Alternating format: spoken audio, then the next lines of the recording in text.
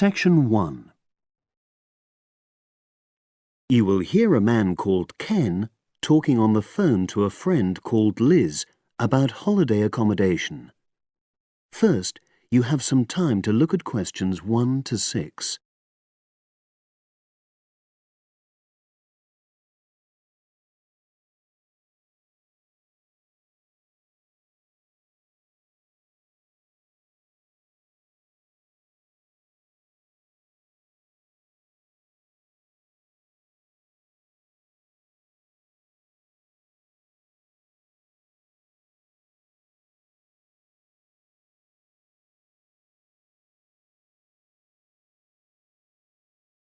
You will see that there is an example which has been done for you.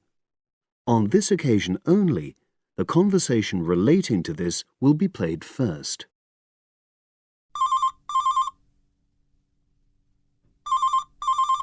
Hello. Hi Liz, it's Ken here. Hi, Ken. Nice to hear from you. Are you... This is just a quick call, but Mary and I have just been talking about our summer holiday. We haven't booked a place yet, and we've left it a bit late. We were just wondering if you know of any holiday rentals in your area. It's so nice there. Well, yes. I can think of 2 or 3 places that are very nice. What dates have you got in mind? The 10th of July to the 22nd of July. Ken says that they need accommodation from the 10th to the 22nd of July. So the 10th to the 22nd of July has been written in the space. Now we shall begin. You should answer the questions as you listen because you will not hear the recording a second time. Listen carefully and answer questions 1 to 6.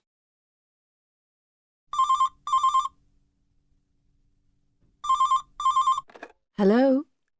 Hi Liz, it's Ken here. Hi, Ken. Nice to hear from you. Are you... This is just a quick call, but Mary and I have just been talking about our summer holiday. We haven't booked a place yet, and we've left it a bit late. We were just wondering if you know of any holiday rentals in your area. It's so nice there. Well, yes.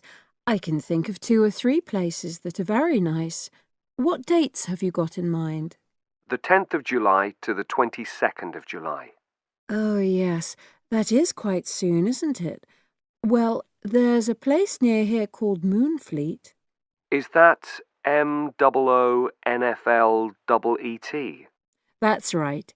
It's quite a rural location, and it's next to the owner's house, but it's got fields all around it, so it's very pretty. Sounds okay. Can you tell me a bit more about it? Well, it's an annex to the owner's house, and it's an apartment with 2 bedrooms and an open-plan living area. Well, I like the sound of it. Is there anything we might not like about it? Well, it's quite a distance from the nearest shops, that's all. Okay. And... well, I'll tell Mary, but I don't think she'd mind that. Do you know how you book it? You have to book on the internet. There's a web address. It's www.summerhouses. One word. Yes, then .com. You'll be able to look at a photograph on that. Okay. And what about the others? Where are they? The second one I'm thinking of is called Kingfisher, and that's even more rural. It's a really beautiful location, in fact. It's by the river, and it's got nice views. It overlooks woodland on the other side. Is that an apartment? No, it's a 3-bedroomed house, and that's got a dining room as well as a separate living room and a kitchen. But I expect it's more expensive. You'll have to check the prices. It's probably a bit bigger than we need, but our nephew might be joining us. We're not sure yet. How do you book Kingfisher? You have to phone the owner directly. Shall I give you the number? I've got it here in my phone book. It's 01752 669 218. Right. Before you hear the rest of the conversation, You have some time to look at questions 7 to 10.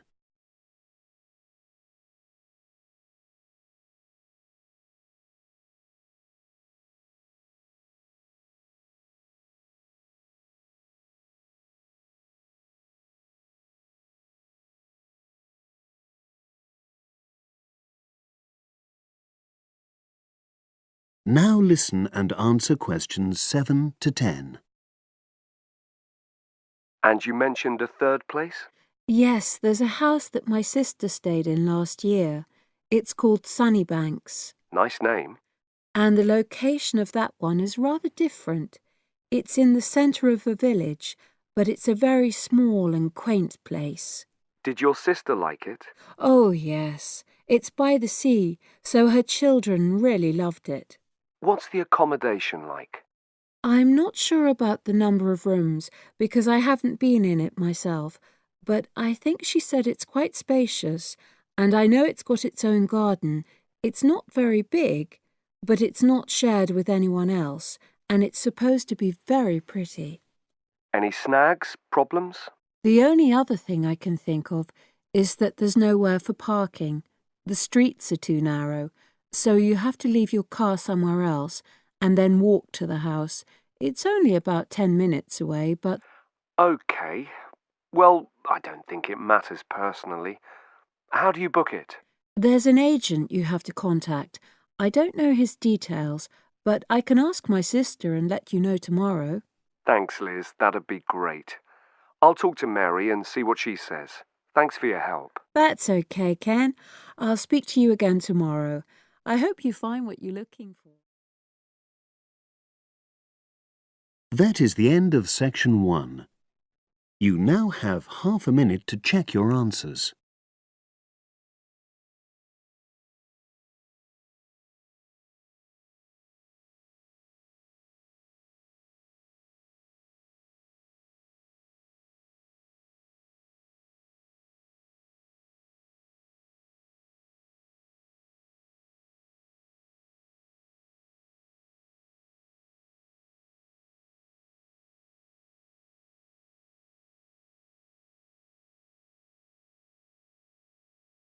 Now turn to section 2. Section 2. You will hear part of a radio program about do-it-yourself house painting. First, you have some time to look at questions 11 to 14.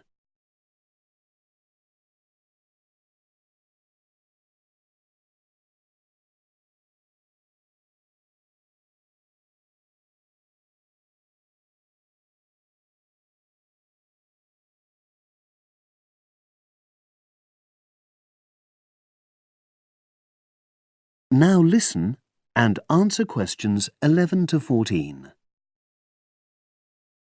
Good morning, everyone, and welcome to our weekly series on home improvements. Today's programme is about do-it-yourself house painting. There's never been a better time for people who like to do their own interior house painting. Although people still lead very busy lives, thanks to the availability of various new DIY materials, you can now decorate your home in a more efficient and a more environmentally friendly way. In 2009 alone, approximately 53 million litres of the paint that was sold in the UK were left untouched. That's enough to fill 21 Olympic-sized swimming pools. It's easy to overestimate how much paint you'll need to decorate your room if you use guesswork. And if you know exactly how much paint is needed, you avoid unnecessary waste. There are automatic paint calculators available now. Most of the major paint manufacturers provide them.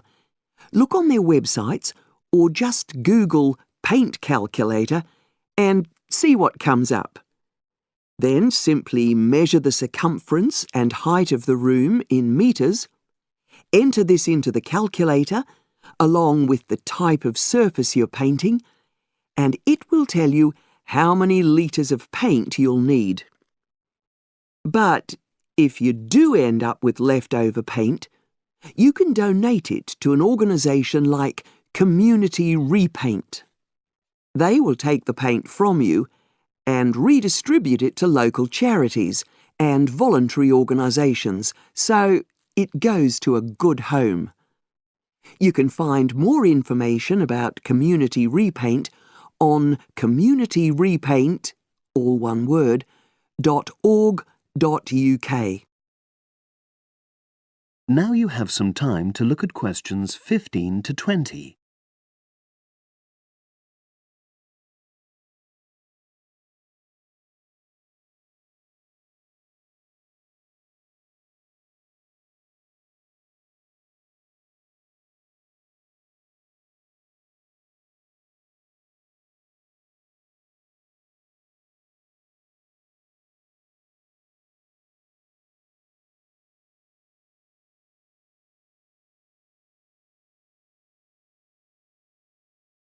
Now listen and answer questions 15 to 20.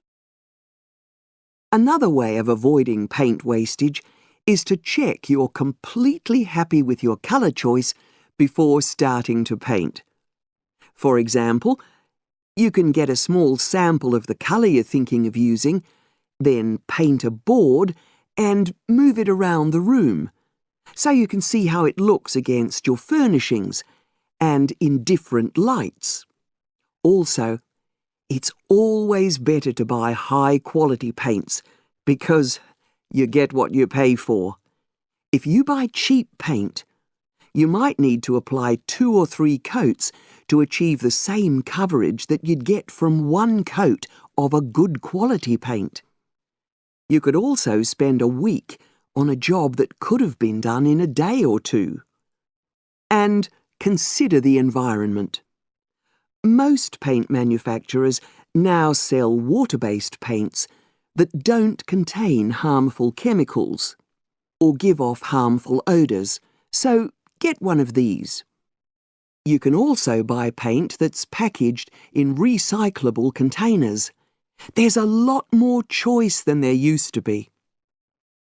You can only do a good job which will last if you prepare the surfaces thoroughly before painting. In fact, in many ways, if you want to do a professional-looking job, this is more important than the painting itself. If there are any cracks or patches of loose plaster, painting over them won't solve the problem. Take the plaster out and fill the holes, allowing enough time for the new plaster to dry. And you won't get a smooth finish if the walls are dusty or greasy. So washing with water isn't enough. Use a solution of decorator's soap and rinse well with warm water afterwards. When you're ready to paint, we suggest you use a medium pile roller for walls and ceilings. A lot of people tend to use short pile rollers, but these give a patchy finish, and that wastes paint and time. Similarly, long pile rollers can create a thick textured effect, which looks messy. The same goes for brushes. The stronger the bristles, the easier they are to wash and reuse. And as you've chosen a water-based paint, clean your brushes with cold water, because it's more energy efficient that way. As you're decorating, keep transferring small amounts of paint into a tray and keep topping it up when you need to. This reduces the chance of it being contaminated by dust and pieces of dirt. And finally, water-based paint doesn't have a lingering smell, so that's not an issue anymore. But it's airflow rather than heat that helps the paint dry quicker. So, to help finish the job in the quickest time, leave your doors and windows open. The faster the paint is dry and the job finished, the quicker you can start enjoying your room. In tomorrow's programme, I'll be giving some advice on That is the end of section 2. You now have half a minute to check your answers.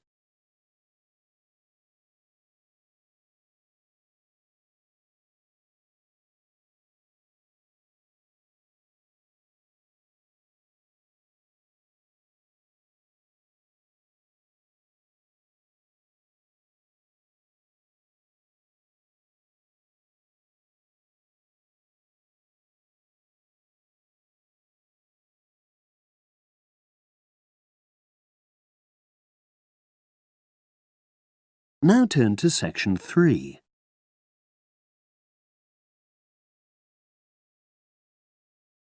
Section 3. You will hear 2 engineering students, a woman in her 6th year called Linda and a man in his 5th year called Matthew, discussing the benefits of student work placements. Before you listen, you have some time to look at questions 21 to 26.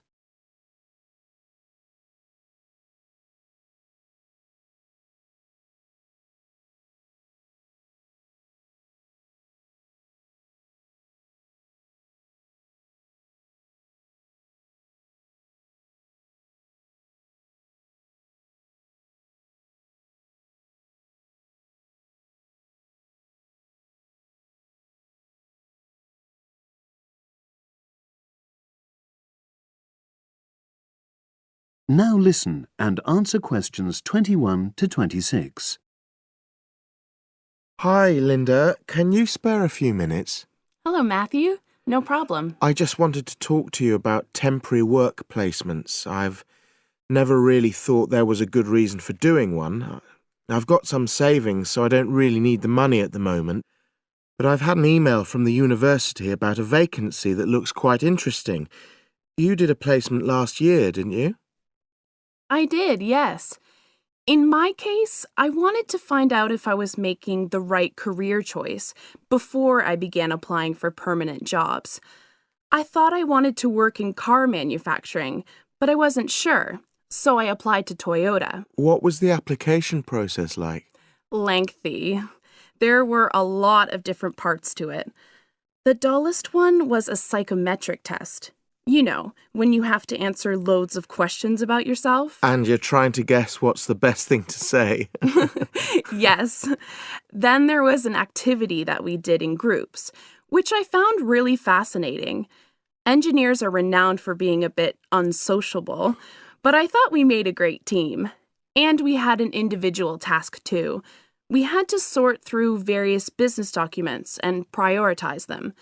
It was just like what you have to do as a student, really, just with different content. What exactly were you doing on the placement? I was helping to design some diagnostic software to identify any waste in the car assembly process. Do you mean waste of materials? No, time. Anything that can speed the process up helps to cut costs. How did the work placement compare to being a student? Was it hard work? Yes, it was. I'd had full-time work before. I've done various unskilled jobs during university holidays, and some of those involve long hours. So I thought I'd find it easy. I was wrong, though. I think when you're on placement, you're always trying to prove yourself. So you push yourself hard to succeed? Yes. But I got a lot of support from my employers. They were always helpful. And then, at the end of the placement, I was given formal feedback. Do you mean on your engineering ability? Well, no. I didn't really need that because we had team meetings every other day. And so I had the chance to discuss technical issues and ask about anything that wasn't clear. The evaluation was about general workplace things, like organizational ability, initiative, that sort of thing. I get the impression you think you benefited from the placement. Well, the best thing is that they've offered me a job for next year. Depending on my exam results, of course, but still. A permanent one? Yes. But apart from that, I learned so much. The industrial environment was much more demanding than the academic one, so my general skills improved, like time management, meeting deadlines. And on the technical side, I learned new software packages like MS Project. Well, I think you've convinced me that work placements are worthwhile, but while you're here, can you give me advice on something else? Before you hear the rest of the conversation, you have some time to look at questions 27 to 30.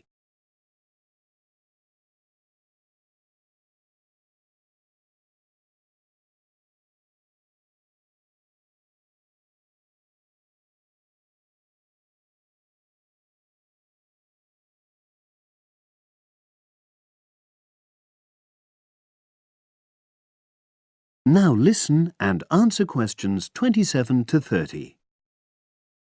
I'm about to make a start on the engineering materials module, and I've got a book list here. Can you have a quick look and tell me what you would recommend? That's if you can remember. Let's see. I do remember some of them. Yes, this one, The Science of Materials. I found the subject quite hard generally, but this book is very accessible, so it suited me. It doesn't cover everything, though. What about this one then, Materials Engineering? Oh, yes. I do remember that. But it's a bit out of date now, isn't it? Unless it's a new edition. I don't think so. But what I liked about it were the pictures. They really helped to understand the descriptions. It's useful just from that point of view.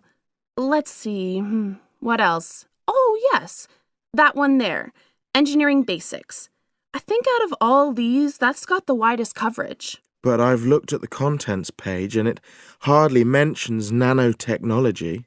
Yes, you're right. The Evolution of Materials does, though. It's a recent publication, so it covers all the latest developments.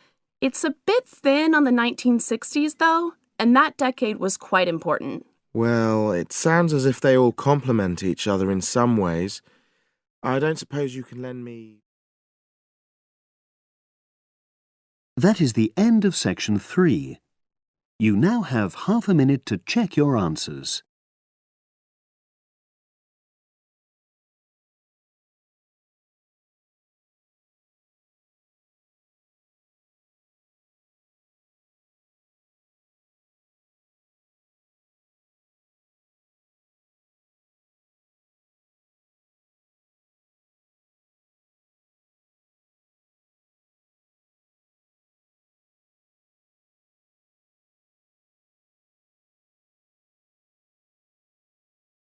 Now turn to section 4.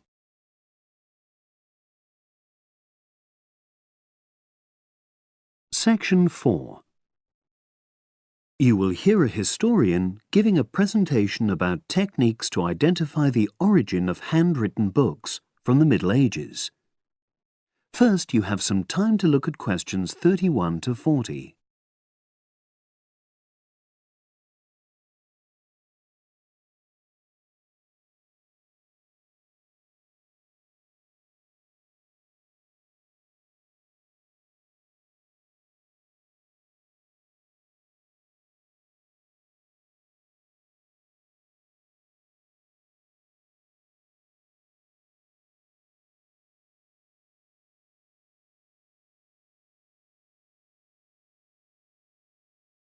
Now listen and answer questions 31 to 40. My presentation today is on how the science of genetics is being used to shed light on the origin of manuscripts, anything written by hand, produced in the medieval period, that is, the period between the 5th and 15th centuries AD. As many of you know, thousands of medieval handwritten books still exist today. Some of them have a clear provenance, that is, we know exactly where and when they were written.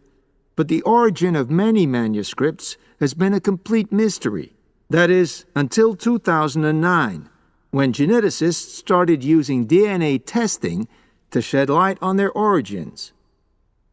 But before looking at the new research, I need to explain something about the way the manuscripts were produced, particularly what they were written on. Virtually all were written on treated animal skins, and there were essentially two types. The first was parchment, which is made of sheepskin. It has the quality of being very white, but also being thin.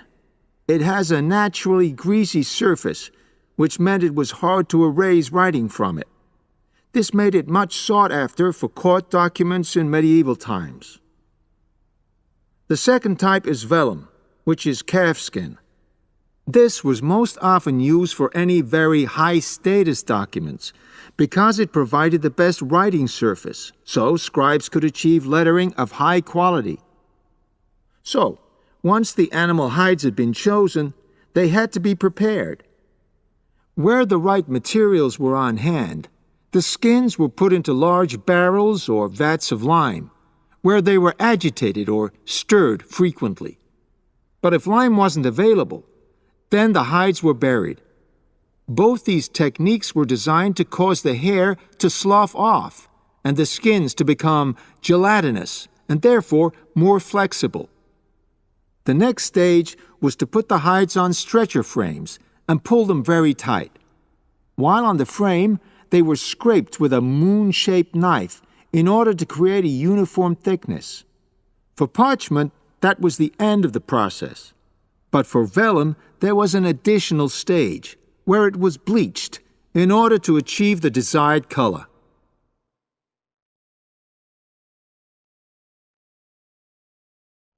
So, what does all this preparation mean for the quest to identify the origins of mystery manuscripts? Well, until recently, the only way historians and other academics were able to guess at origins was either through the analysis of the handwriting style or from the dialect in which the piece was written. But these techniques have proven unreliable for a number of reasons. It was thus decided to try to look at the problem from a different angle, to start from what is known, that is, the small number of manuscripts whose origins we do already know. Because these parchments and vellum are both made from animal hides, it was possible to subject them to DNA testing and to identify the genetic markers for the date and location of production. From this was created what is known as a baseline. The next stage was to test the mystery manuscripts, finding their DNA characteristics, and then making comparisons between the known and the mystery scripts. Genetic similarities and differences enabled the scientists to gain more information about the origins of the many manuscripts we had known virtually nothing about up to that point. Now you might ask, what are the potential uses of this new information? Well, obviously, it can shed light on the origin of individual books and manuscripts. But that's not all. It can also shed light on the evolution of the whole of the manuscript production industry in medieval times. And because that was such a thriving business, involving very large-scale movements right across the globe, the new data in turn help historians establish which trade routes were in operation during the whole millennium. Now, if anyone has any questions... That is the end of section 4. You now have half a minute to check your answers.